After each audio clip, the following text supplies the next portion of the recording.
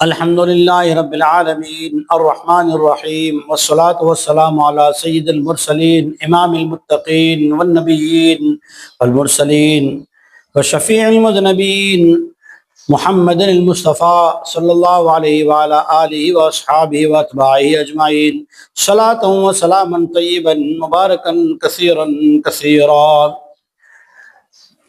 اگلے اسباق میں یہ بات آ چکی ہے کہ لوط علیہ السلام بڑے ہی پریشان ہو گئے۔ قوم نے چاروں طرف سے گھر کا گھیراؤ کیا، شور و غل کیا اور بڑی زبردستی شروع کی اور بدتمیزی کے الفاظ نکالنے لگے اور پتہ نہیں کیا کیا انہوں نے اعلانات کیے۔ تو وہ جو فرشتے آئے تھے نا، انہوں نے لوط علیہ السلام کو ایک بات کہی۔ کون سی بات کہی؟ آئیے سماعت کرتے ہیں۔ اعوذ باللہ من الشیطان الرجیم، بسم اللہ الرحمن الرحیم۔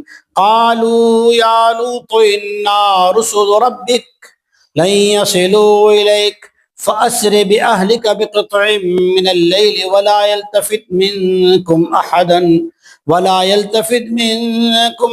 الا امرأتک انہ مصیبها ما اصابهم ان موعدهم الصبح الیس الصبح بقریب۔ فرشتوں نے کہا، اے لوط علیہ السلام، ہم تیرے رب کی طرف سے بھیجے ہوئے فرشتے ہیں، انسان نہیں ہیں، تو ان انسانوں کی تکلیف ہمیں پہنچنے والے نہیں، یہ ہم تک پہنچنے والے نہیں۔ دوسری بشارت سنو، لن یصلوا الیک، یہ آپ کو بھی کچھ نہیں کر سکیں گے، آپ تک پہنچ نہیں پائیں گے۔ فاسر باہلک، آپ اپنے کام میں لگ جائیے اور آپ اپنے گھر والوں کو رات کے آخری پہر میں لے کے روانہ ہو جائیے۔ اور دیکھو، وَلَا يَلْتَفِتْ مِنْكُمْ أَحَدٌ إِلَّا امْرَأَتَكَ، جب آپ روانہ ہو جائیں پیچھے مڑ کر تم میں سے، آپ لوگوں میں سے کوئی نہ دیکھے سوائے تیری بیوی کے۔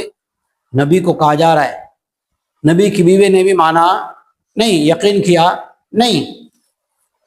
آپ میں سے کوئی بھی پیچھے مڑ کر نہ دیکھے، بے شک وہ عذاب اس عورت کو پہنچنے والا ہے جو اس قوم کو پہنچنے والا ہے۔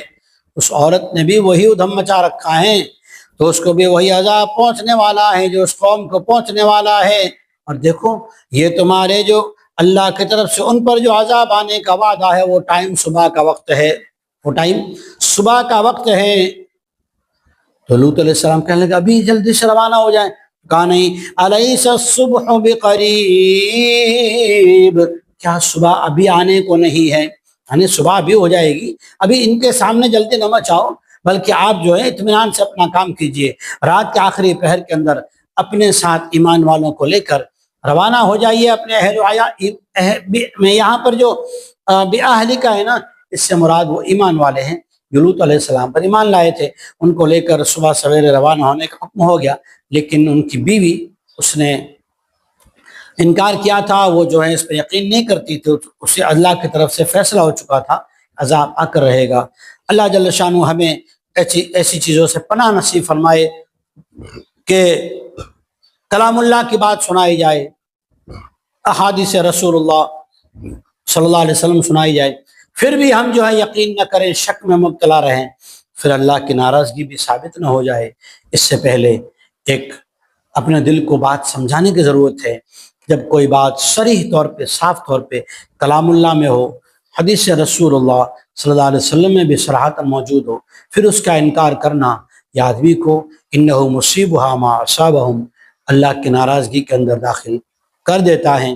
اللہ ہمیں پناہ نصیب فرمائے، آمین، والحمد للہ رب العالمین۔ عذاب کیسے آیا؟